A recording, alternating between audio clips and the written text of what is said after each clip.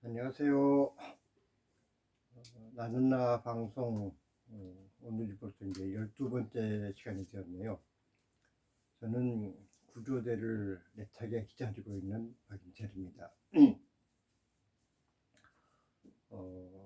지금까지 이제 주로 제 어린 시절 얘기를 많이 했는데 오늘은 조금 다른 얘기도 해볼까 합니다.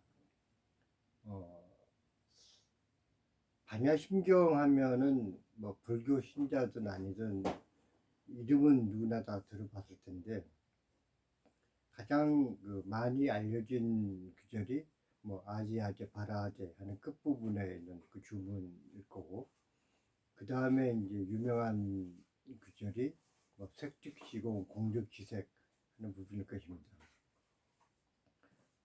뭐 어떤 책을 읽거나 어떤 경을 외우거나 그 사람이 어떤 관심사나 체험에 따라서 강하게 마음에 꽂히는 부분이 다 다를 텐데, 저 같은 경우는 사실 청소년기에는 무신론자로서 살다 보니까 뭐 기독교건 불교건 뭐 크게 관심을 안 가지고 살았는데, 항상 제가 관심을 가졌던 것은 어떤 특정 종교보다는 인간이 왜 살아야 되는지, 그리고 왜 또 고통 속에서 살아야 되는지, 그런 부분이 저로서는 가장 커다란 관심사였습니다. 제가 이제 몇 번 얘기를 했었지만 장애를 가지고 살다 보니까 늘 어떤 인간에게 주어지는 고통이라는 것에 대해서 이제 생각을 하게 되었고, 그러는 과정에서 삶의 본질과의 무엇인가, 이런 부분에 대한 질문을 저 스스로에게도 했고, 또 그러한 부분에 뭔가 진실에 접근하는 방법이 있다라고 하면은 늘 다른 사람보다는 더 큰 관심을 가지고 일종의 호기심을 가지고 이렇게 접근했던 그런 생각이 납니다. 그런데 이제 같은 경전이 돼도 제 경우에는 뭐 색즉시공도 좋고 뭐 아지아제 바라아제 스사 좋은데, 제게 가장 관심을 끌었던 구절은 원이 전도 몽상 이 부분입니다. 원이라는 것은 멀리 헤어져라 뭐 이런 의미가 되겠죠. 그럼 뭐 무엇으로부터 헤어져야 되느냐? 이거는 전도 몽상, 즉 뒤집힌 것을 이제 전도했다고 그러죠. 그다음에 몽상은 부질없는 생각, 그릇된 생각, 이런 의미였을 것입니다. 다시 말해서 뒤집히고, 그러니까 진실과는 반대되는 그런 어떤 생각과 마음에서부터 멀어져서 진실을 가까이 해야라는 의미가 되겠죠. 또 예를 들어서 설명을 하자면, 제가 이제 대학교 4학년 때 교성 실습을 나갔는데, 그때 제가 중학교 2학년 미술 시간에 제목을 선생님 그리기라는 제목으로 같이 교성 나갔던 여학생 한 명이 앞에서 모델로 앉아 있고, 처음에 한 10분 정도 제작 인물화를 그리는 방법에 대해서 설명을 하고 그림을 그리도록 하고 이제 쭉 둘러봤습니다. 근데 대부분의 학생들이 타원형으로 둥그렇게 사람 얼굴을 윤곽을 그려놓고 눈썹 두 개를 딱 그려놓습니다. 근데 이제 재밌는 게, 그날 앞에서 모델로 섰던 여학생은 머리가 길어가지고 약간 머리를 이렇게 앞으로 숙이고 있으니까 이 머리카락이 반쯤 되는 부분이 얼굴에 반을 이렇게 가리고 있었습니다. 당연히 뭐 양쪽 눈썹이 보일 수가 없죠. 한쪽 눈썹은 보이지만 한쪽은 얼굴 전체를 머리카락에 가리고 있었는데, 얼굴을 타원으로 이렇게 그려놓고 눈썹 두 개를 열심히 그리고 있길래 가서 이렇게 툭툭 치고, 저 선생님 눈썹 보이냐? 이렇게 좀안 보이네요. 이러는 거예요. 그런데 한두 명이 그러는 게 아니라 그날 한 50명 정도 되는 학생들 중에서 실제로 그 얼굴의 반쯤을 머리카락으로 가리게 그린 학생이 10명이 채 안 됐던 것 같습니다. 나머지 학생들은 전부 눈썹도 그리는 거예요. 그것도 한쪽만 그리는 게 아니라 두 쪽 다. 왜 제가 이제 이런 말씀을 드리냐면은,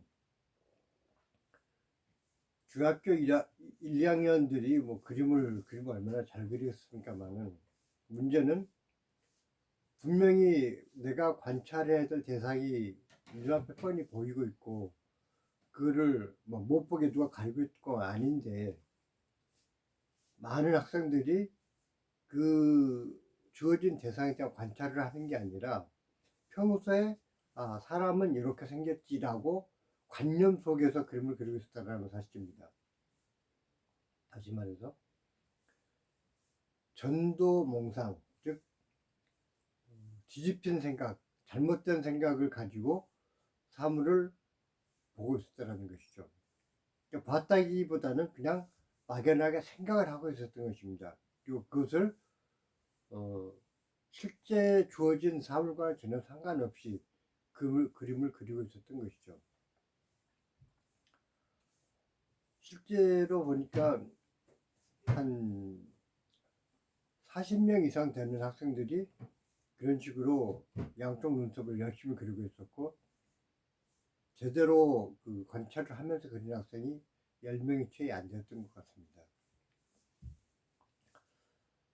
그러한 현상들은 중학교 2학년들만 그렇게 사물을 보는 것이 아니고, 나이가 많이 든 사람들일지라도 자기의 관심사가 아닌 것은 보지 않는다는 사실입니다. 또 하나, 그냥 안 보는 것이 아니라 내가 관심을 가진 부분만 보게 되죠. 예를 들어서 저희 어머님이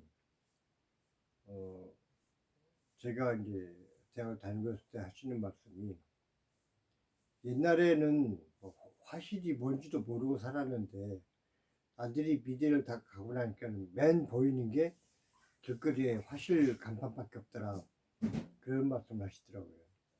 그러니까 그만큼 물론 요즘은 또 미술 학원들이 이제 대형화되는 추세여서 개인 화실들은 많이 없어졌지만, 옛날에는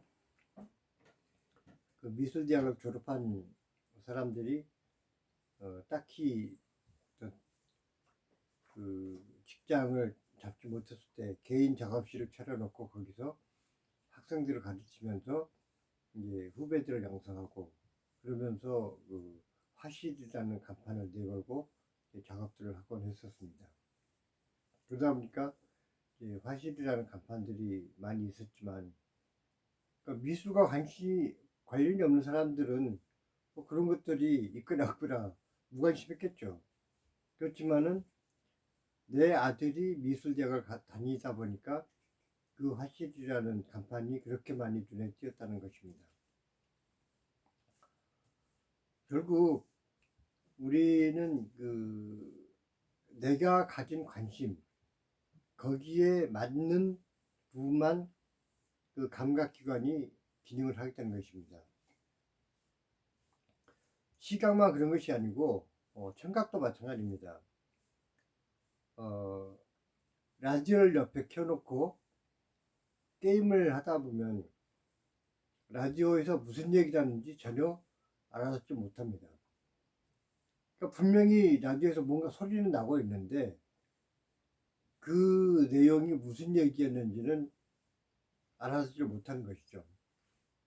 근데 또 그러다 보면은 그 라디오 소리에 관심을 기울이게 되는 시점이 있습니다. 그때는 그 부분에 대한 그 내용이 이제 머릿속에 들어오는 것이죠. 그러니까 예를 들어서 그 청소년기에 요즘은 이제 주로 게임을 많이 하니까 게임을 예로 들었는데, 우리가 어렸을 때는 뭐 컴퓨터도 없고 게임 같은 건 더더욱 없었기 때문에 만화책을 보면은, 만화책에 정신이 팔려 있다 보면은 뭐 라디오 아니라 별소리가 다 나도 사실 못 알아듣습니다. 만화에 팔려서 그렇다는 것이죠. 그런 것처럼 내가 관심을 기울이는 부분, 즉 마음을 쏟는 부분에 대해서는 그것이 머릿속에 들어오는데, 내가 관심을 갖지 않을 때는 내 머릿속에 그것이 입력이 안 된다라는 얘기입니다. 그래서 전도몽상이라는 것은 뒤집히고 그릇된 어떤 생각 속에서 주어진 대상을 그 객관적 실체로서 받아들이는 것이 아니라 철저하게 내 관심에 따라서 그걸 받아들이거나 배척하거나 하게 되는 것입니다. 요즘에 이 선거철 전후로 해서 여론조사를 많이 합니다. 근데 그 여론조사가 틀리는 경우가 많이 있는데, 좀 기법상의 문제도 있겠지만, 때로는 그 회사에서 어떤 좀 더 강력한 힘을 가진, 쉽게 말해서 그 권력자의 그 기호에 맞춰서, 즉 그 사람들이 어떤 결과를 원할 것인가에 맞춰서 그 결과를 내놓다 보니까 현실과는 전혀 다른 동떨어진 결과를 가져와서 실제 그 어떤 선거에서 나타나는 그 결과와 여론조사에서 예상했던 결과가 전혀 맞지 않는 경우를 흔히 보게 됩니다. 그 사자성어라고 볼 수 있는 지록이마라는 말이 있죠. 사슴을 사슴이라고 보고 말을 말이라고 보면은 얘기는 간단한데, 사슴을 보고 저건 말이야 라고 얘기했을 때, 아닙니다, 저건 말이 아니고 사슴입니다 라고 얘기를 하면은 뭐 굳이 이렇게 지록이마라는 말이 뭐 수백 년 지나도록 이렇게 사자성어로 고정이 되지 않았을 텐데,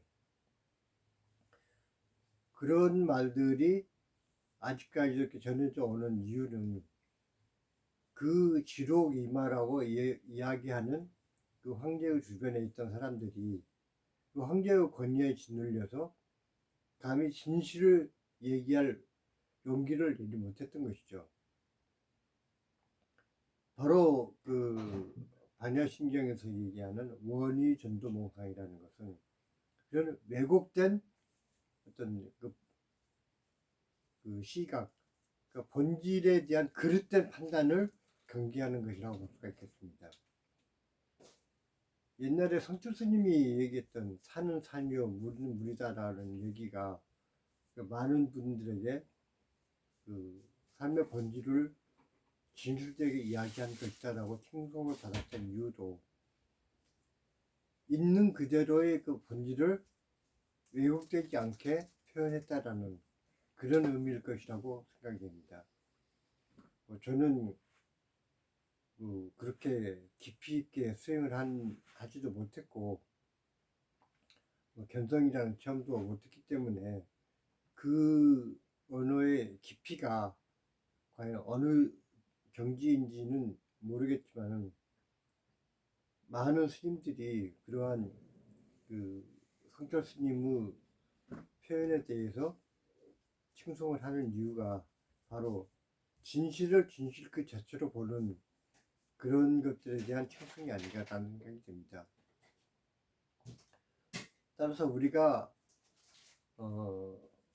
어떤 일을 하는 데 있어서 나에게 내 기분에 맞는 그런 왜곡된 판단을 하게 되면은 본질에서 벗어났기 때문에 일을 그르치게 되는 것과 맞습니다. 특히 이제 어떤 사업을 시작한다든지 어떤 그 판단을 할 때 나 자신을 객관화시켜서 제3자의 입장에서 순수하게 상황을 받아들이는 것은 대단히 어렵습니다. 즉 내가 하는 일은 다 내 판단은 옳은 일일 거야 라고 생각하기 때문에 사업을 시작했던 사람들이 1, 2년 안에 실패하고 그 투자했던 돈을 다 잃고 사업을 접는 경우가 많이 있습니다. 비교적 성공 확률이 높은 그 업종이 식당이라고 하는데 식당의 성공 확률이 20% 정도라고 합니다. 다시 말해서 10군데가 식당을 열었으면은 2년 후에도 계속 유지하는 확률이 2집밖에 안 된다는 것이죠. 2집은 2년 후에도 살아남아 있고 8집은 망한다는 얘기입니다. 그러면 그 8집에 그 실패하는 사장님들은 나는 2년 안에 망해야지 이런 생각을 가지고 시작을 했을까요? 그건 아니겠죠. 누구나 뭔가 사업을 시작할 때는 성공을 해서 돈을 많이 벌기 위해서 했을 텐데 왜 그러면은 그렇게 많은 그 실패자들이 나올까요? 그것은 전도몽상을 원히 하지 못했기 때문이라고 생각이 됩니다. 즉 그릇되고 잘못된 판단 때문에 우리는 많은 실패를 겪을 수밖에 없는 것이죠. 그렇다면 어떻게 하면은 전도몽상에서 벗어날 수 있을 것인가? 과거, 현재, 미래를 꿰뚫어 볼 수 있는 초능력자가 되라는 의미에서 이런 얘기를 하는 것은 아닙니다. 사실 인간의 능력으로 충분히 판단할 수 있는 일임에도 불구하고 그를 철저하게 자기 기준에만 맞춰서 판단을 하기 때문에 그런 그릇된 판단을 하게 되는 것이죠. 중학교 2학년 학생들이 선생님 얼굴 그려봐라 했더니 보이지도 않는 양 눈썹을 열심히 그리고 있었던 것처럼 그거는 고개 한번 들어서 쳐다보면 바로 볼 수 있는 것임에도 불구하고 그 아이들은 주어진 대상을 관찰하려고 한 것이 아니라 내가 생각하고 있는 인간이라는 어떤 선입관, 편견 여기에 사로잡혀서 그렇게 보이지도 않는 눈썹을 열심히 그리고 앉아 있었던 것이죠. 우리가 살아가면서 인간은 누구나 자기 중심으로 생각할 수밖에 없습니다. 그리고 또한 그것이 어떻게 보면은 삶의 본질일 수 있는데 그러한 한계를 벗어나기 위해서는 끊임없이 자기를 객관화시키고 자기 성찰을 통해서 주어져 있는 대상이 과연 어떻게 되어 있는지 단순히 시각적으로 보여지는 대상뿐만이 아니라 내가 할 수 있는 것이 무엇이고 할 수 없는 것이 무엇인지 내가 가진 것이 무엇이고 내가 이미 잃어버린 것이 무엇인지 이런 것들을 좀 더 객관적으로 살펴본다면은 어떤 일을 하는 데 있어서 이런 그 실패의 가능성을 훨씬 줄일 수 있지 않을까. 거기에는 객관적으로 주어지는 데이터에 대한 검토도 필요할 것이고 자기 고집보다는 보다 많은 사람들, 그러니까 객관적으로 볼 수 있는 사람들의 의견을 받아들임으로 인해서 좀 더 제3자적 입장에서 객관화할 수 있는 그런 자세가 아닐까라는 생각이 듭니다.